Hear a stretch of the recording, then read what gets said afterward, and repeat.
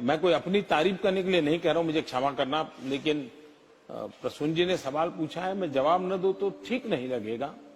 जब मैं गुजरात में था मुख्यमंत्री के नाते, तो सार्वजनिक समारंभ में जाता था तो लोग बैंड सौगात देते हैं, बढ़िया सा शॉल देते हैं, कभी कोई चांदी की तलवार दे देता है, कोई अच्छा अच्छा ताजमहल दे देता है, कुछ न कुछ देते रहते हैं, बहुत बढ़िया बढ़िया पेंटिंग देते हैं। तो मैं भी इंसान हूं, मेरा भी मन करता है यार ये बहुत बढ़िया पेंटिंग इस घर में दीवार पे लगाऊंगा, मेहमान आएंगे तो अच्छा लगेगा। ये बढ़िया से मूर्ति दी है, यहां रखूंगा तो बहुत अच्छा। मेरा भी मन, आपका भी मन करेगा, करेगा कि नहीं करेगा? मेरा मन नहीं करता था।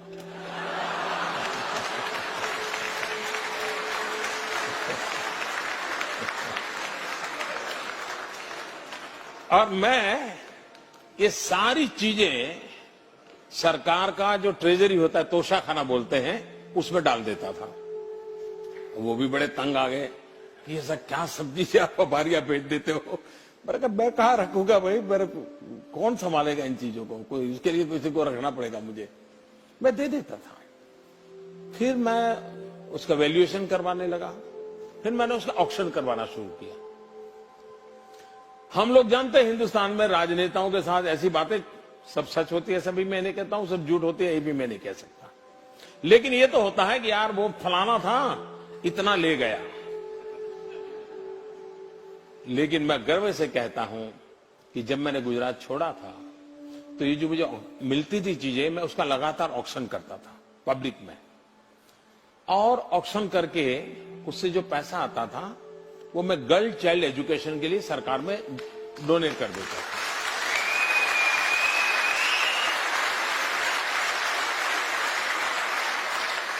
और करीब करीब 100 करोड़ से ज्यादा रुपए ऑक्शन से, और फिर लोग मुझे चेक भी देने लगे। किसी फंक्शन में जाता था तो चीज देने के बजाय गर्ल चाइल्ड एजुकेशन के लिए चेक देने लगे। ये अमाउंट करीब करीब 100 करोड़ से ज्यादा थी जो मैं बच्चियों की शिक्षा के लिए देके था।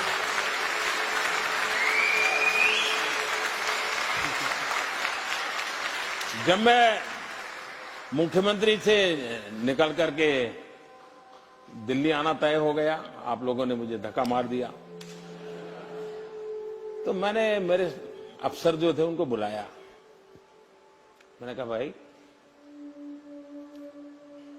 ये जो मैं एमएलए के नाते कमाता था, क्योंकि एमएलए के नाते पैसे मिलते थे, मैंने कहा पैसे पड़े हैं, क्या करेंगे हम लोग, मैं कहां ले जाऊंगा?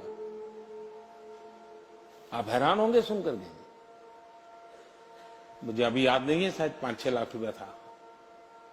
मैंने कहा भाई मैं तो कोई सरकार में दे देना चाहता हूं। और मैंने कहा मेरी इच्छा यह है कि गांधीनगर के सचिवालय में जो ड्राइवर और प्यून है उनके लिए मैं अमाउंट छोड़ दूं, आपको इसका व्यवस्था कर दीजिए, और उसके ब्याज में से ये ड्राइवर और उनके प्यून के बच्चों को कुछ न कुछ मदद मिलती रहे, वो पढ़ते रहे, ऐसी व्यवस्था कीजिए। तो मेरे जो अफसर थे सुन रहे थे मुझे, कुछ बोले नहीं। वो अफसर बड़े कुशल होते हैं, मुंडी ऐसे से हिला रहे थे। मैं भी सोच रहा था कि मेरी बात मान ली, कुछ करेंगे। 2 दिन के बाद उन्होंने कहा साहब हम जरा घर में मिलने आना चाहते हैं। मैंने कहा आई जाइए, क्योंकि मुझे जाने की तैयारी कर रहा था। उन्होंने कहा साहब आप ऐसा मत कीजिए, पता नहीं कब आपको पैसों की जरूरत पड़ जाए और आपके पास कुछ है नहीं।